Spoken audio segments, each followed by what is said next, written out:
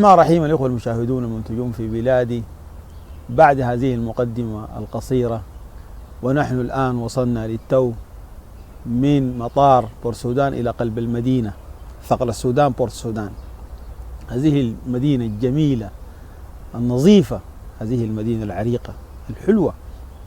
ونحن الآن على الشاطئ وبنشوف من بعيد صومعة بورت السودان التابعة للبنك الزراعي، وأيضا من بعيد بنشوف صوامع الغلال خاصة القمح، وتلك السفن بتفرغ حمولتها من القمح.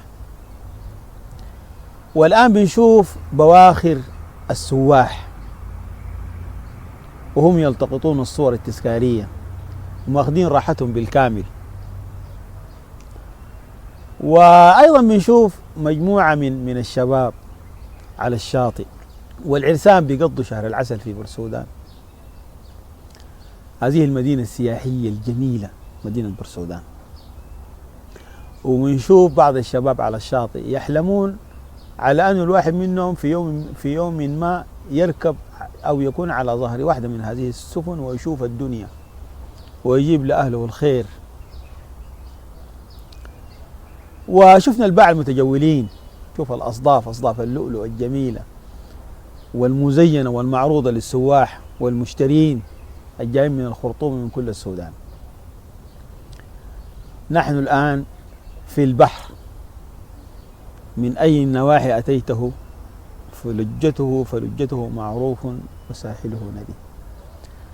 الآن نحن في كهف الأسماك، ودي فكرة بديعة عمل واحد من أبناء بورت السودان، ونحن بداخله بنشوف أنواع الأسماك الملونة الزاهية الجميلة وهي تتراقص أمامنا، ونحن داخل الكهف المائي وقاعدين نتفرج. الرحلة دي عملوها لنا إدارة مصايد الأسماك، عملوا لنا هذه الرحلة نشوف ونتفرج، وهذه نزهة جميلة حقيقة. الأخ سعيد والأخ عراقي عملوا لنا هذه الرحلة الجميلة، وإحنا هسه الآن في البوت وبنشوف الشعب المرجانية، نشوف الأسماك الملونة وأسماك الحكاية في الروعة وجمال حقيقة. والآن برضو كذلك نحن في سوق الأسماك المركزي ببورت السودان، نتعرف على شتى أنواع وأصناف الأسماك المختلفة وشوف الأسماك المختلفة، حنفصل إن شاء الله وأسماء وأنواع وبتعيش وين والبستهلك محليا داخل السودان والمصدر، دي كلها إن شاء الله حاكشفها لكم في الحلقات الجاية. لكن الليلة دعوا الكاميرا تسوح بكم في كل المناظر. احنا قضينا 3 أيام عشان نتجول في كل المناطق الأساسية اللي احنا زرناها.